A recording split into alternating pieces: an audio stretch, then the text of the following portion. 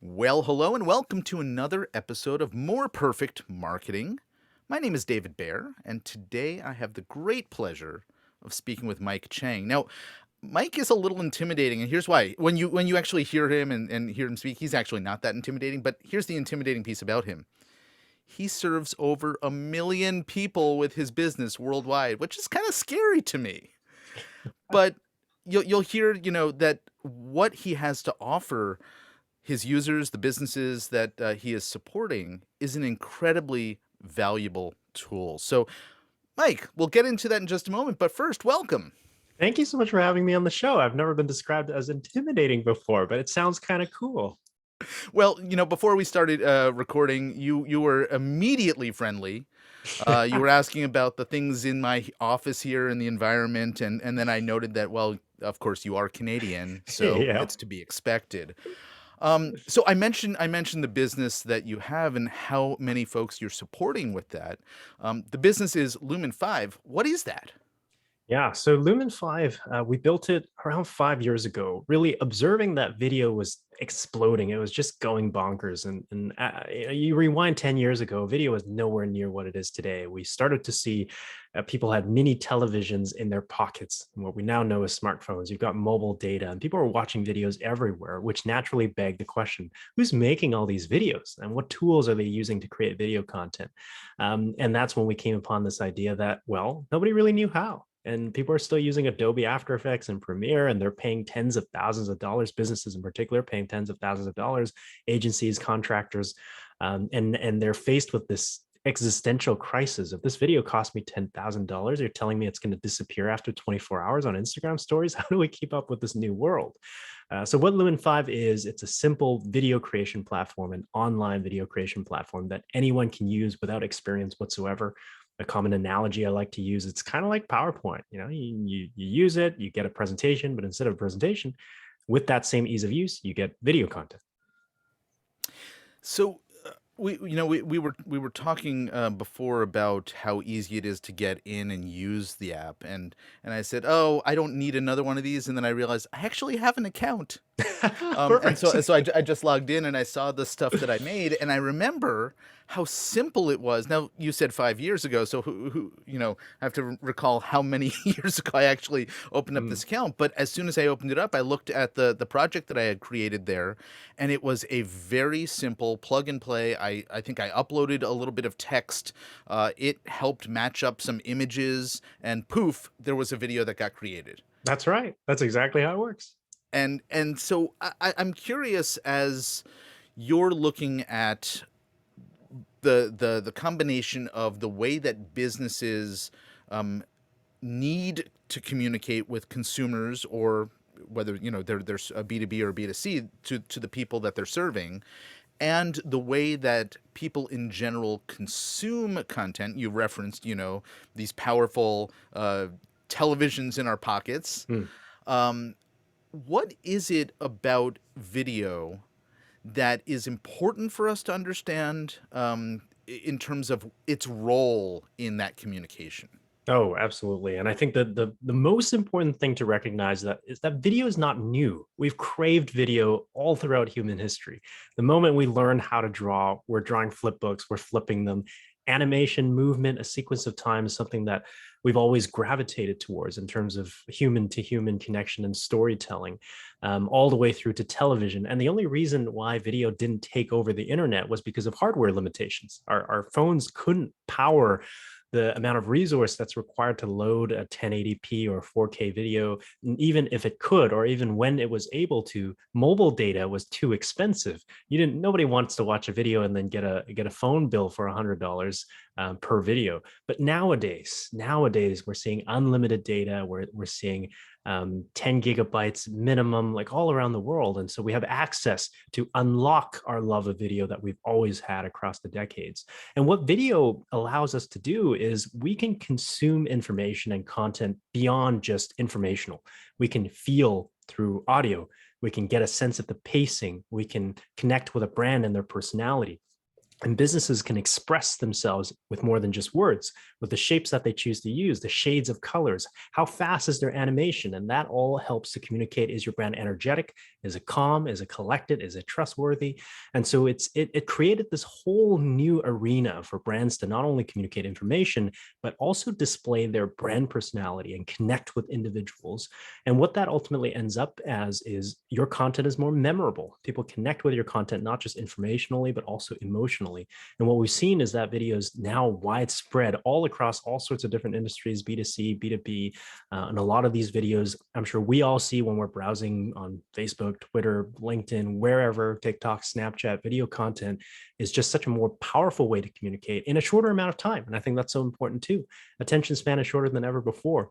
And if you think about it, how much can you get from, let's say, reading a blog post for 15 seconds versus a high impact condensed video where you can actually take away and remember a message in just a few seconds? Yeah. So the old adage, a picture is worth 1,000 words. A moving picture is probably, worth tens of thousands Yeah. of words. And If you so that consider it 60 frames per second, so yes, that's 60 pictures per second. that's a lot of words. Okay, listeners to this show know that one of the things that I'm very uh, adamant about is that the majority of businesses out there don't have the types of budgets that major enterprise companies, Coca-Cola, Nike, Hmm. Budweiser have to brand themselves. And so I'm a big proponent of direct response marketing, getting people to actually take an action around a specific thing. Can you talk a little bit about how video fits in there? Because often as marketers, we use this term brand, but it's not always about a big brand. It could be about personal branding or sort of the emotion you want to evoke from somebody who's connecting with your business in one way or another. So, in light of the various different ways that we talk about brand and branding, how do you see video supporting the importance of limited budgets and direct response as part of that as well? Yeah, I'll answer that in a couple parts. I think you bring up a great point. So, Nike, as an example, let's say they have a billion customers. They're trying to build a brand to attract their next billion customers. And of course, you're going to need a high budget if you want awareness and recognition for a billion people. Now, in your business, or however, whatever size your business is, let's say you're trying to get to 100 users or 1,000 customers. You're really just trying to build a brand for 1,000 people. And so that focus doesn't require this multi-million dollar budget. The strategies are all different. And so I think it's important to think that yes, Nike has big budget, but also we're not Nike, and we're not trying to go from 1 billion to 2 billion customers. We're maybe going from 50 to 100 or 1,000 to 2,000, and everything scales back. You don't need a Super Bowl commercial. You don't need to fly a blimp. And then on the note of the Super Bowl commercial, I've got another good news for anyone who's worried about budget constraints is, once upon a time, television was the only format where you could really deliver video advertising, let's say. And the format necessitates a level of polish that's no longer necessary. If you look at social media today, it's about being personable. It's about being connected. And even if you look at modern day ads from big brands, they're much lower production value than they have ever been before because social media can recognize what is too polished. And when something is too polished, it's recognized as, oh, that's an ad. You've got your barrier up, or maybe it's inauthentic. People are looking for organic opportunities to connect with real people in social media. And so the good news is budget is less important than ever before. The more important thing on content and social networks in particular is authenticity. And a lot of times authenticity is actually being who you are. And if you're a company with low budget and you create content with low budget, that authenticity is actually more important than you trying to present yourself as something that's very polished, even though your business is not at that level. So I don't think production value is anything at all a constraining factor. And then the third part of my answer is that thankfully, like Lumen 5, there's a lot of tools out there that just makes this so much easier than before. And that is the problem that we want to solve is people associate video with two things. extremely complicated and time consuming, or extremely expensive if you're not going to do it yourself. And software like Lumen 5 flips both of those constraints on their heads by creating an easy to use tool that you don't need training for. The average completion time on platforms like Lumen 5 are 6 minutes. So people create a video, in 6 minutes, they got a high impact piece out there, they put it out there, and they can distribute it wherever they would like. And the same way that technology always makes things easier, and this is just the next step of that. Technology has made video creation much easier. And then I think you touched on the conversion piece, and how do you create a video around a specific action or campaign? And I think that's extremely important. That is the differentiation between someone like a Nike or McDonald's, where they're creating content to generate general brand awareness, even if there's not a direct response. In a smaller business setting, we're not looking to build this global recognition. We want our customers through the door. And so it's really impactful to create content, video or otherwise, and focus it towards the audience asking, what do you want me to do next? I've consumed your content. I liked it. I want to engage with it. Do you want me to give you a call? Do you want me to sign up for a trial? So I think that type of direct response is really important for small business. And that also increases the feedback cycle of when you get that back, what your customers are thinking, you have this feedback cycle, and then you create new content in response to the direct response. And that creates a virtuous cycle. And then your marketing strategy kind of snowballs from there. You've brought up a couple of points that I want to follow up on. First of all, I've just, while you were talking, gone a little bit deeper into the current templates that are recently released and other things in your software, and it's fairly straightforward to just plug into something that you have developed for somebody to add their language, their words, whatever their pitch is, and have that video up and running nice and quickly. Um, you talked about production value, and there's a concept, and I don't want to suggest that there's anything.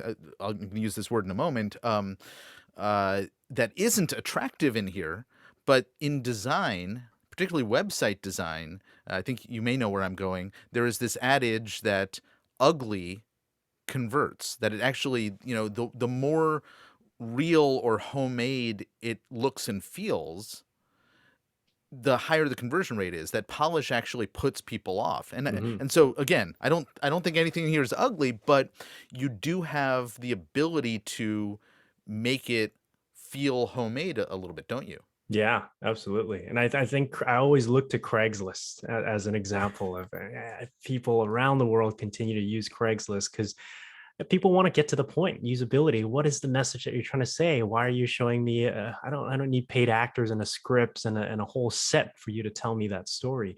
And I think when I think about production value, or when most people think about production value, there's kind of two extremes. You don't want it to ever be so ugly that it disrupts from the message. If it Mhm. detracts from the message, I think that's gone too far.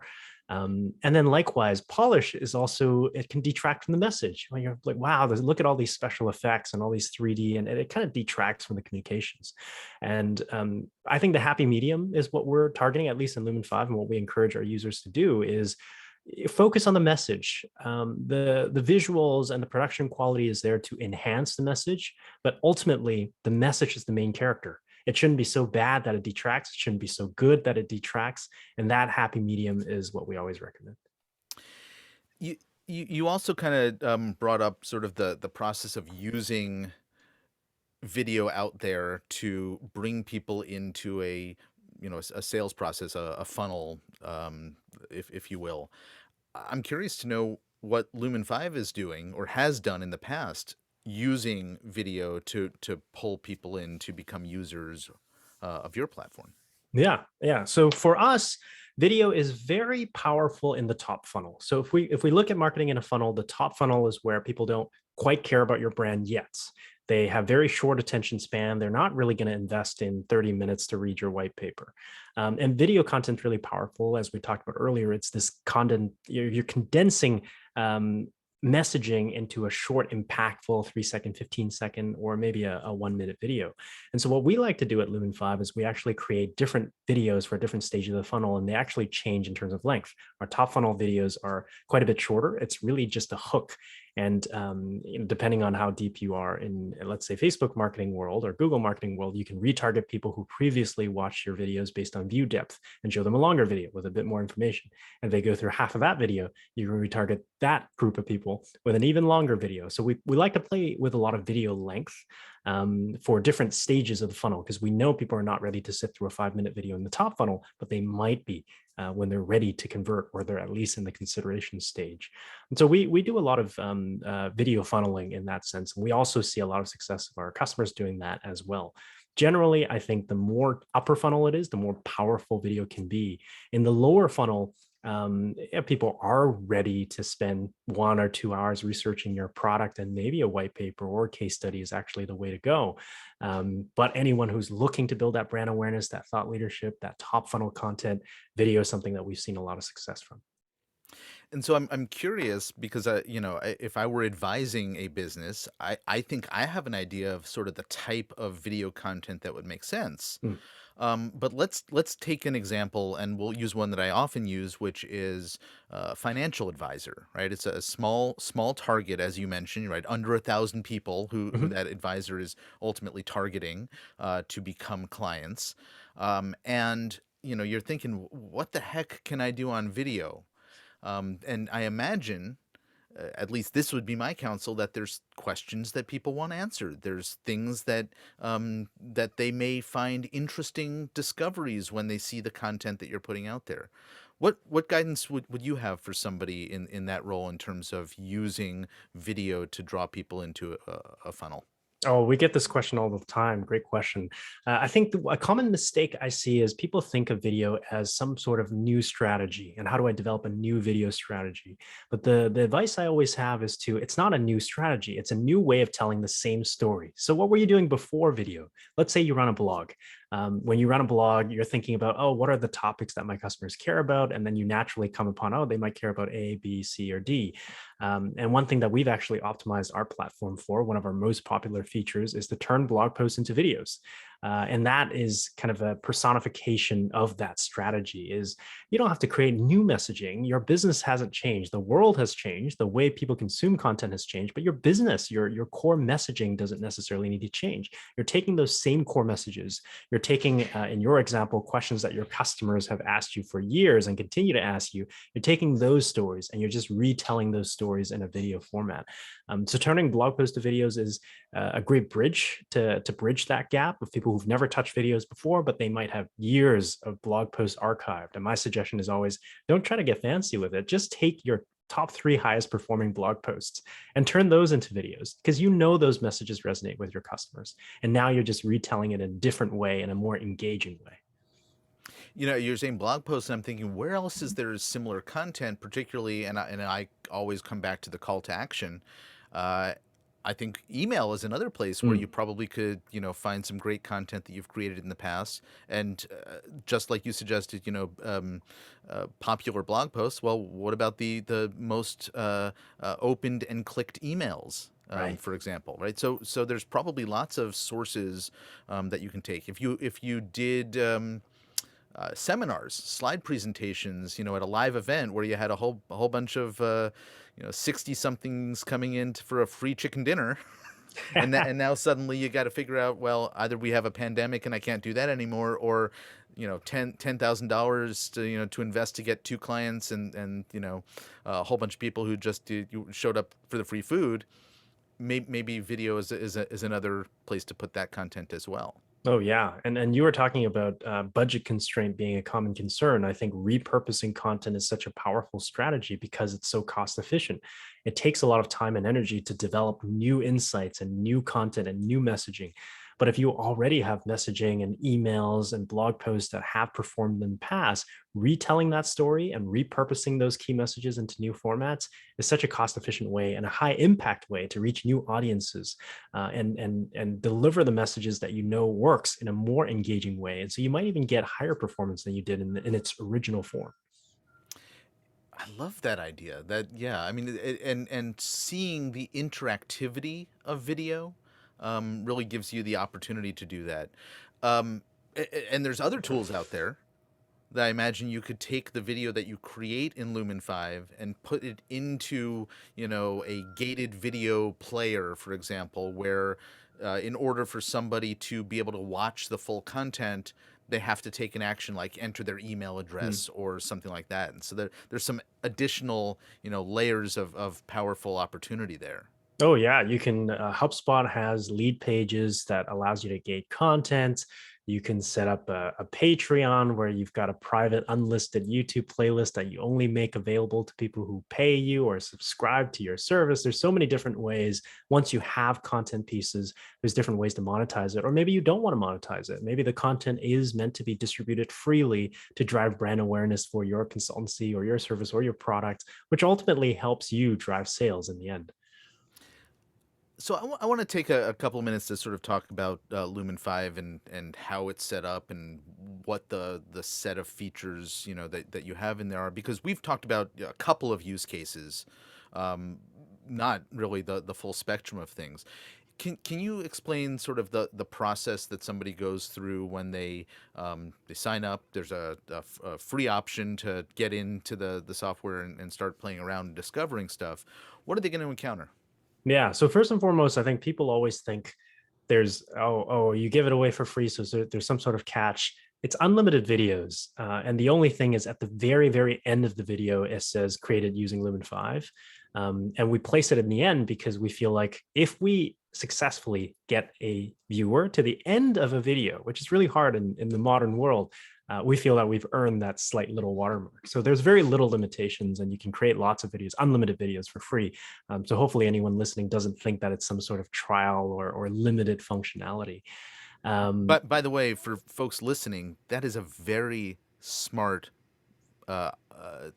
tactical approach that you've taken to getting more awareness, mhm. right? And I imagine, I hope, you've looked at some numbers and it's informed that decision. Oh yeah, absolutely. And for us is when people see that, let's say they get all the way to the end and they see that watermark, they go, oh, this was made using Lumen 5. And a user who sat through an entire video obviously loves watching video and are probably more likely to create their own video content as well. So we've certainly put these things to the test. And overall, we find that there's a lot of benefits because people aren't necessarily, most people aren't in the market of choosing a video creation tool. They're mostly intimidated by the idea of video. And so by lowering the barrier, we're actually educating the market on the accessibility of video and how easy it is to create video content. And changing the minds of the market is much more valuable to us than trying some sort of early monetization. Hmm. But going back to your original question, what the experience looks like is, you create an account. The first thing it'll ask you to do is, hey, let's make a video today. And the first feature it directs you towards is actually turn blog posts into videos. A lot of what we focus on is we target marketers and a lot of companies, consultancies, agencies, they've written a piece of some sort, even if it's not an official blog, maybe it's a Medium post, maybe it's a LinkedIn post. And you can copy and paste the URL of that blog post directly into Lumen 5. And our system kind of works as magic and takes care of the rest. And the example I always like to use is, let's say I wrote a blog post about latte art. I just copy and paste a link into Lumen 5. Voila, you get a video about latte art. And how that works is we use a specific technique in artificial intelligence called natural language processing. So it goes to your link and summarizes your article into a condensed high impact form of, let's say, 30 or 45 seconds, because blog post tends to be a bit longer. So summarization, the automated summarization, is the first step. The second step is what we call media matching. So we partner with a lot of media providers, stock media providers like Shutterstock or Storyblocks, and using what we call sentiment analysis, we can actually understand systematically what your article is about. What are the topics? Is it a happy? Is it a sad article? Is it somber? And then we make a couple of choices. We match it with media files of someone pouring latte art or coffee beans being stirred, and it's automatically attached to the different sentences of your article. It automatically selects a music file. So if the sentiment analysis says this is an upbeat article, you're going to get an upbeat soundtrack. If it's a bit more of a somber piece, you get more of a somber soundtrack. And what you ultimately get is a draft video that you could either go ahead and publish and you can finish your video in 40 seconds, or that's where the fun begins. You can make your own changes, you can tweak things, maybe add your brand color, add your watermark here and there. So that's what the experience looks like. It's what we call AI assisted. So you're really there to edit a draft of the video, and the machine prepares a draft for you as if you have a magical intern that's working for you 24/7.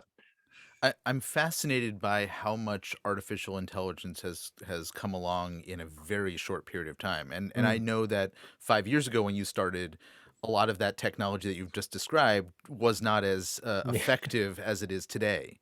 absolutely. But the fact that you can have the software analyze text, figure out what it's talking about, and then get in there that's how it's 6 minutes from start to finish. I imagine is that it's really not starting from scratch; it's really editing something that's already been created. And I got to say, at least your description is a lot more efficient than the artificial intelligence writing tools that are out there, which still need a lot of work in terms of speed to be able to create a content and then make Yeah. it editable and have something that's usable at the end. Yeah. But there's some fascinating stuff. I think creating something out of nothing is really hard for machines to do. And that's why we went with the approach of turning blog posts into videos is machines have a very easy time turning something into another thing, because machines are inherently not creative. And so making something out of nothing is really difficult. But if you ask a machine to, here's a blog post, help us find relevant media files, find relevant music, it's really good at that. And AI is really good at that kind of structured problem solving.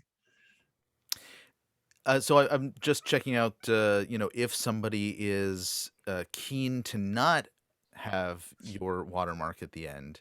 It's incredibly affordable on a monthly basis to jump in. For under $20 a month, you can have unlimited videos without the watermark, and then obviously there's some additional access to more media, more images, etc. in the background for higher commitments. But it seems like a fairly sweet deal. So I'm curious in terms of the types of paid users, where do you see the bulk of your users sort of falling in terms of the types of features they're most attracted to? Oh yeah. So our users are split into two major groups, I would say. One, which are the smaller size businesses, and then the other are the global Fortune 500 brands, and their use case are quite a bit different. With the small business side, a lot of the features that they're looking for is some light customizations. They want to be able to add their own brand colors if it's red, make their text red or highlight color red, and really that's like customizations is all it is. And then access to stock media, that's all built in. There are some paid upgrades to get higher quality. So if you're familiar with Getty or Shutterstock, they have different tiers of stock media as well. And more or less, the more you pay, the higher quality this type of stock media is, or the more specific that type of stock media is. So that's what some of the upgrades are for, and why people who start off with a free account might be happy with their videos, but they want to make better videos or more specific videos. They want access to more assets. That's what an upgrade looks like. A very common example would be we offer a set of fonts, I think like 30 fonts or something like that. If you have a brand that wants to get real fancy and you want your custom font, you want to upload your own font, those are potential upgrade features that you could go into. Uh, yeah, Oh no, you were gonna say something else. Feel I free. was I was just going to follow up on that. The enterprise use case is quite a bit different. The enterprise use case around collaboration. You now have 1,000-person marketing communications team around the world. How do you ensure that you can all create video content consistently that tells the same brand and tone, voice, story? And so it's applying that tool, but at scale from a collaboration lens. That's the value proposition we have towards enterprise. Yeah, and I'm seeing that there's sort of a workflow that's built into the tool as well for somebody to review and approve a video Yeah. so it can move forward in the creation process, which is very, very smart to have that full range of features for different types of users. Yeah. Again, learning opportunity for listeners. So, um, Lumen 5. I get the Lumen part, right? It's measurement of light. I'm assuming, which is a reference to film projection or something like that. I'm guessing. You I might be can the first person that got it right. Okay, Brilliant. but what about the 5? So, I mean, there's kind of two main reasons. Number one, you can't get lumen.com nowadays. It's just you're not going to get that domain name. So we knew we're not going to get that domain name. So is it Lumen app? Is it Lumen IO? We really wanted the .com. We're kind of traditional like that. And the five has kind of two considerations. Number one, we really wanted to live up to that promise of 5 minutes or less. Like make your video in 5 minutes or less. And as I shared before, we're getting dangerously close. At 6 minutes, with a few tweaks here and there, maybe we get that to a five.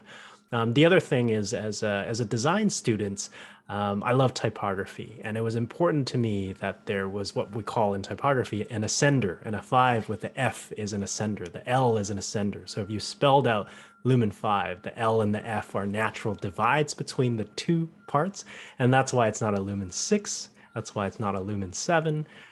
So there are some geeky considerations there. I love that. Now I'm going to have to do research on on that concept as well. But I can see it visually, as I'm here at the site. And if listeners want to see it visually by visiting the site as well, why don't you tell them where they can go? Oh, absolutely. Yeah. In a kind way. Yeah. Yeah. Lumen5.com, Lumen 5, whether it's the number five or spelled out five, I'm sure you'll land on the right spot. It's a no credit card sign up experience. Just pop in your email and you can go and start creating videos. So that's the best way. And then, of course, we post content that is geared towards people who are interested in exploring video marketing or using video in their marketing. And you can follow our Twitter, Facebook, LinkedIn, all sorts of places. And again, all of our handles are Lumen5. Usually on social, it's spelled out, so FIVE. And then personally as well, I tend to tweet and post content that could be valuable to business owners and marketers alike. You can follow me at Michael HSC, so MICHAEL HSC, and that's the same handle on Twitter, Facebook, and LinkedIn. Beautiful. We'll endeavor to go back, listen to everything you've just said, and leave as much of that in the show notes as possible. But for now, Mike Cheng, thanks so much for hanging out and chatting about Lumen 5 and video and the use of video in general for businesses. Great. It's been great fun. Thank you so much for having me on the show. Indeed. Folks, you have been listening to another episode of More Perfect Marketing. Looking forward to seeing you back here again real soon. Take care.